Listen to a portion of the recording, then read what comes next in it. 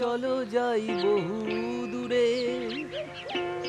বাহ, দারুণ গানটা তো। এটা কি গান জানিস? বাবা, এ আবার সঙ্গীত বিশারদ এলেন কোথা থেকে? জানো না দাদা, এটা হলো বাউল গান। ও ও, এত সব গায়কদের সঙ্গে থাকছি রে বাবা। আহ গুলটে, যেটা জানিস না সেটা জেনে নে না। আপনারা যাবে গানটা শুনতে? কিন্তু বুঝতে পারছি না তো কোথায় হচ্ছে গানটা।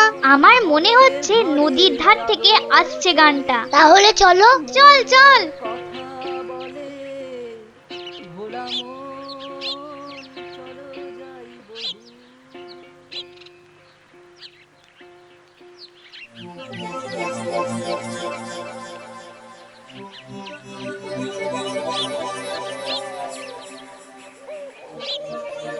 দেখলি তো, গুলটেটা কয়দার জন্য গানটাই শোনা হলো না। আহ, যত দোষ নন্দ ঘোষ। গুলটে, মুখ সামলে কথা বলবি। নলে কি করবি, মারবি? আবার তোরা শুরু করলি তো। আর কোনো ঝামেলা নয়, চুপচাপ। কেন রে? কারণ গোপাল দাদু অন, ঝামেলার সব গন। ওফ, কি ইংলিশ পড়েছিস রে টাপা। কি ব্যাপার রে, সবাই কি আমার জন্যই হুম, তা তো মনে হচ্ছে না। না মানে গোপাল দাদু, আমরা এসেছিলাম এক বাউলের গান শুনতে, কিন্তু আসতে অনেক দেরি হয়ে গেল। আর সেও তো চলে গেল। তাহলে এখন কি? এ প্রশ্নের আবার কোনো মানে হয় নাকি? এখন গল্প শুনবো। হ্যাঁ হ্যাঁ গোপাল দাদু, গল্প শুনবো গল্প শুনবো। হ্যাঁ হ্যাঁ গোপাল দাদু, গল্প শুনবো। বেশ বেশ বেশ, আজ তাহলে এক বাউল চোরের গল্প শোনায়, বুঝলি? শোন তবে। শুরু করো শুরু করো, আর তর্স হয়েছে না। একবার হয়েছে কি, মহারাজ আর তার মন্ত্রী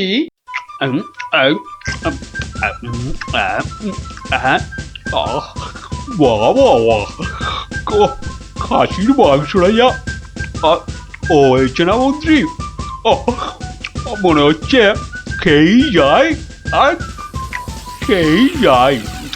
চিংড়ির যা চেহারা মহারাজ, একেবারে এক একটাতে পাত যে পুরো ভরে গেল মহারাজ।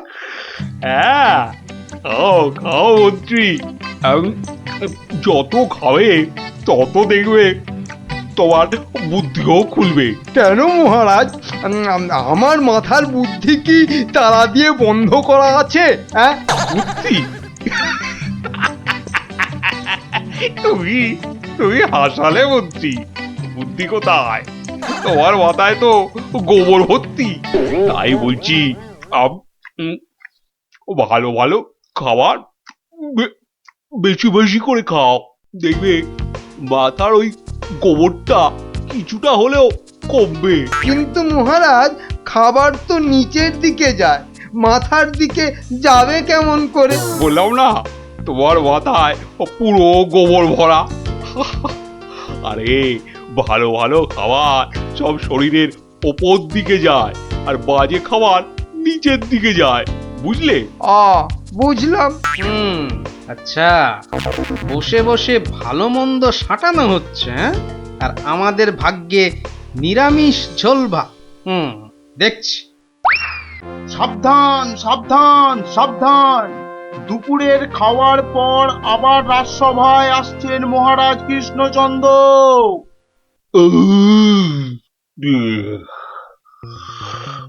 হ্যাঁ, হ্যাঁ, এবার রাজসভা কাজ আবার আরম্ভ হোক। ওহ, যা গরম পড়েছে, আজ মনে হচ্ছে বৃষ্টি হবেই। ঠিক বলেছেন মহারাজ, আজ বৃষ্টি হবেই। এই বসন্তকালে বৃষ্টি, এরকম তো শুনিনি মহারাজ। শোনোনি, এবার শুনলে। হ্যাঁ, সে না হয় শুনলাম, কিন্তু বৃষ্টি কিছুতেই হবে না মহারাজ। কি বলছো গোপাল, এরকম গরম আর বৃষ্টি হবে না? আর মহারাজ বলছেন বলে কথা। হ্যাঁ, বসন্তকালে আবার গরম কোথায়? তোমার কি মাথা খারাপ হয়ে গেল গোপাল? হ্যাঁ, মহারাজ বলছেন গরম লাগছে, আর তুমি বলছো গরম কোথায়? হ্যাঁ, সে তো মহারাজ দুপুরে পাঁঠার মাংসটা বেশি খেয়ে ফেলেছেন, আবার তার উপর খেয়েছেন ইয়া পেল্লাই চেহারার চিংড়ি মাছের মালাইকারি।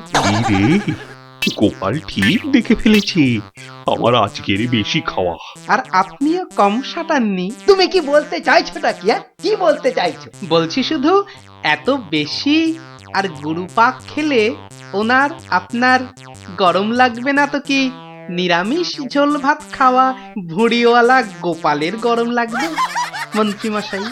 গোপাল, হচ্ছিল কথা গরম আর বৃষ্টি নিয়ে, সেখান থেকে তুমি লাভ দিলে সোজা একেবারে মহারাজ আর আমার খাওয়া। হ্যাঁ বাহ, আমি তো শুধু গরমের কারণটা আর তার ফলাফলটাই ব্যাখ্যা করছিলাম। এই রে, শাক ঢাকতে গিয়ে মাছ না বেরিয়ে পড়ে।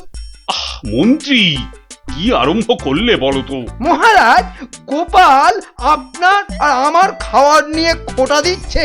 হয়েছে হয়েছে, তাহলে আজকের মতো সভা শেষ।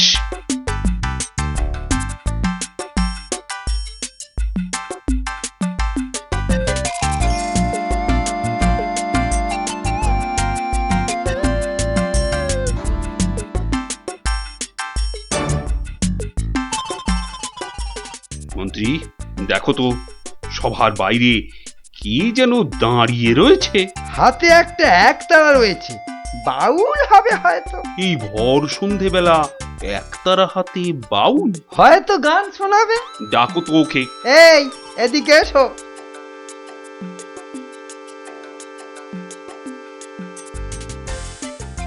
মহারাজ, অনেক দিন ধরে অপেক্ষার পর আপনার দেখা পেয়েছি।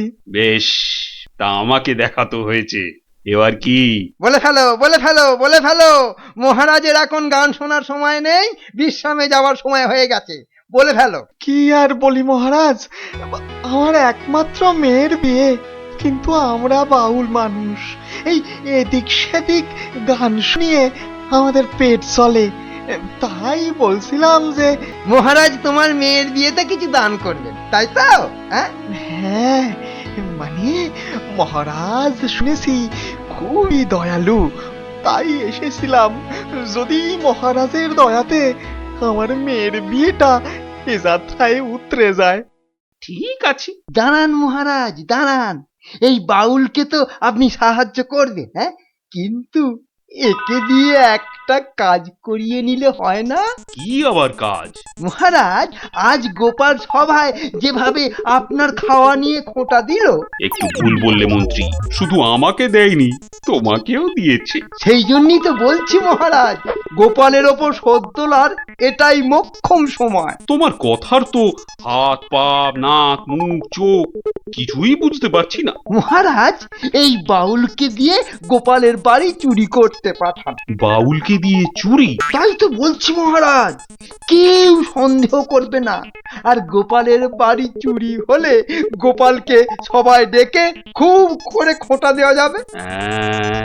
মন্দ বলনি মন্ত্রী, কিন্তু আমি শুধু ভাবছি বাউলকে দিয়ে চুরি করানোটা কি উচিত হবে? মহারাজ, এটা হবে এক তীরে দুই পাখি মারা। বাউলকেও সাহায্য করা যাবে আর গোপালকেও জব্দ করা যাবে। গোপাল বেটা বড্ড বেড়েছে। ঠিক আছে, যেমন তোমার ফন্দি, গোপালকেও কিন্তু করতে হবে এবার জালেতে বন্দি। শোনো বাউল, তুমি সাহায্য পাবে, কিন্তু তোমাকে যে একটা কাজ করে দিতে হবে। কাজ? আগে মন্ত্রী মশাই, গান গাওয়া ছাড়া যে কোনো কাজই আমি পারি না। এ কাজ খুব সোজা। গোপাল বলে একটা ভুঁড়িওয়ালা আপেলের মতো গোলগাল লোকের বাড়িতে তোমাকে সিঁধ কেটে চুরি করতে হবে। চুরি? হ্যাঁ, আমি ধরা পড়ে যাব। তো যাবে, তাতে কি? আরে তুমি মহারাজের হয়ে চুরি করতে যাচ্ছ। তোমার কোনো ভয় নেই বাউল, তোমাকে শীত কাটার সব রকম ভেষ করিয়েই দেওয়া হবে। যা আপনার আদেশ মহারাজ।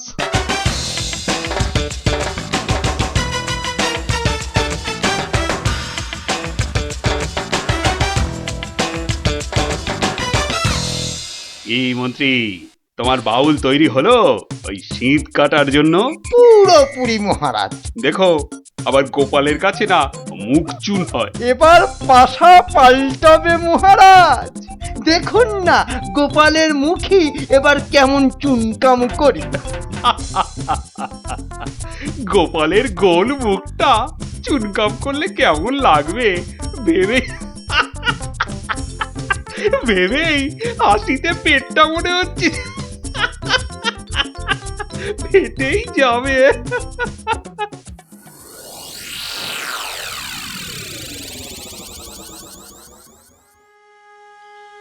বুঝলে গিন্নি, মহারাজ আর মন্ত্রী বোধহয় আমাকে জব্দ করার জন্য কোনো ফন্দি আঁকছে। কেন? ওরা শুধু শুধু কেন তোমাকে জব্দ করতে যাবে? তুমি তো আর মন্ত্রীটাকে চেনো না, পাক্কা একটা ষড়যন্ত্রী। এই এই শুয়ে পড়ো তো। আমার ঘুমের চোখ বন্ধ হয়ে আসছে। শুয়ে পড়ো, শুয়ে পড়ো। আহা গিন্নি, তুমি বুঝতে পারছো না, মন্ত্রীটা একটা, এই দেখো ঠিকই নাকও ডাকা শুরু হয়ে গেল। কিন্তু মহারাজ যেন কদিন ধরে ঠিকভাবে কথা বলছেন না আমার সঙ্গে, কেমন যেন এড়িয়ে এড়িয়ে চলছেন। আর মন্ত্রীর কদিন ধরে সভায় পাত্তাই বা নেই কেন? আমার মনে হচ্ছে কিছু একটা ঘটবে আমার বাড়িতে। কেমন যেন মনে হচ্ছে। ঘুম আসছে না, যাই একটু জল খাই।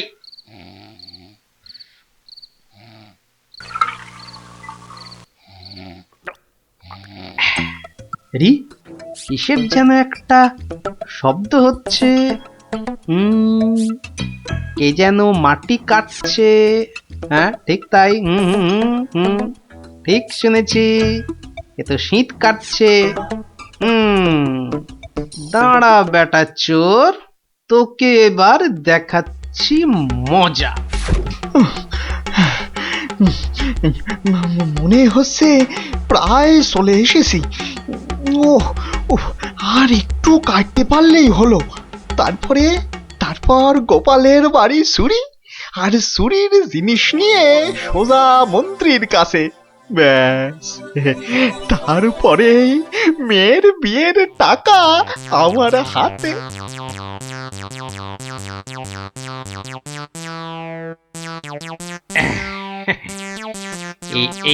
এই হাড়িতে কাদা মাটি আর পাক ভর্তি করে এনেছি, এর উপর কটা মোহর ফেলে দিই। চোর তাহলে মোহর ভর্তি ভেবে এই হাড়িটা নিয়েই পালাবে, আর তারপরে চোরের খেল তো আমি দেখাবই। যাই ঘাপটি মেরে শুয়ে থাকি গিয়ে।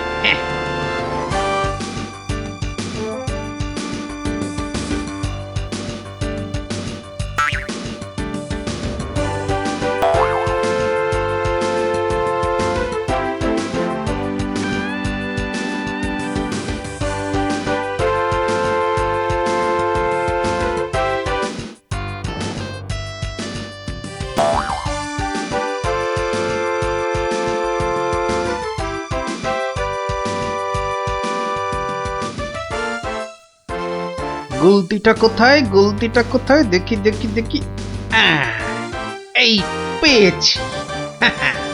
এবার শুধু চোরের পেছন পেছন চলা, আর সুযোগ পেলেই হাঁড়িটা ফাটিয়ে ফেলা। কাজ প্রায় শেষ, কিন্তু এত ভোরে কি রাজপ্রাসাদে যাব? হ্যাঁ, মহারাজ বোধহয় ঘুম থেকেই ওঠেন নাই এখনো। যাকে এগোই তো, মন্ত্রী মশাইয়ের সঙ্গে দেখা হয়ে যাবে ঠিকই। ও বাবা, চোর যে প্রাসাদের দিকে যাচ্ছে। তাহলে ঠিকই ধরেছি। এ মনে হচ্ছে ওই মন্ত্রী মশাইয়েরই ফন্দি। দাঁড়াও, এবার দেখাচ্ছি আমার গুলতির টিপ। বাবা, এ তো চোর দেখছি সবাইকেই চেনে। আচ্ছা, মানে আমাকে জব্দ করার ফন্দিটা বেশ ভালো করেই আটা হয়েছে। আমার নাম যে গোপাল, এবার সবাই দেখবে চোরের কাদা মাখা সকাল। ওই তো মন্ত্রী মশাই। যাই যাই ওনার কাছে গিয়ে এই হাঁড়িটা দিই।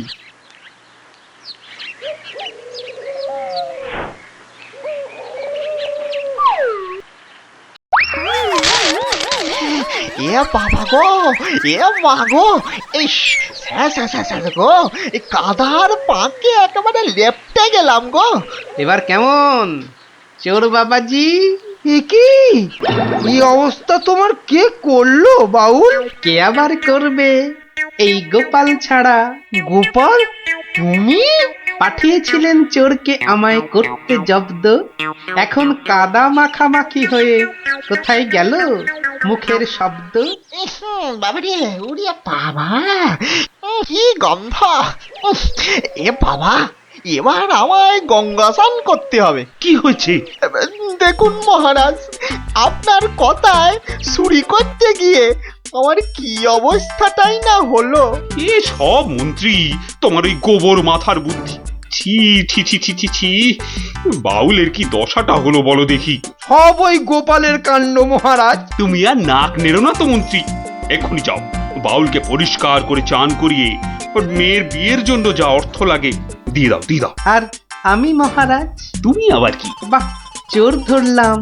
আপনার মন্ত্রীর মাথায় যে গোবর ভর্তি সেটা দেখিয়ে দিলাম। আর হয়েছে হয়েছে, তোমারও কিছু পুরস্কার চাই, এই তো। হ্যাঁ মানে মহারাজ, এই চোর ধরার জন্য কাল সারা রাত ঘুমোইনি মহারাজ। বেশ, আজ তাহলে তোমার ছুটি। সারাদিন ধরে বাড়িতে গিন্নির সঙ্গে কাটাবে, খাবে আর ঘুমোবে। আর ভালো করে খাওয়া দাওয়ার জন্য আজ তোমার প্রাপ্তি একটা গোটা খাসি আর বেশ কয়েকটা পেল্লাই আকারের চিংড়ি মাছ। মহারাজ খুব দয়ালু। দেখো, সব খেয়ে আবার গরম লাগছে গরম লাগছে বলে লাফালাফি করো না আমার মতনে। দারুণ দারুণ। দেখলি তো মহারাজ আর মন্ত্রী কেমন জব্দ হলো। আর বাউলের কি হলো? বাউলের সে তো তার মতো মেয়ের বিয়ের টাকা নিয়ে চলে গেল। আর তুমি? আমি মহারাজের দেওয়া খাসির মাংস আর চিংড়ি মাছের মালাইকারি খেয়ে টানা 2 দিন পাক্কা ঘুমোলাম। আর মহারাজ খোঁজ করেননি? করেনি আবার, কিন্তু এই বেটে কুম্ভকর্ণের ঘুম ভাঙায় কার সাধ্যি? হ্যাঁ, কুম্ভকর্ণটা কে দাদু? এই দেখো, তোমার মাথাটা তো দেখছি আমার ভুঁড়ির মতোই মোটা হয়ে যাচ্ছে। হ্যাঁ, ওরে গোপাল দাদু বুদ্ধুরাম কোথাকার।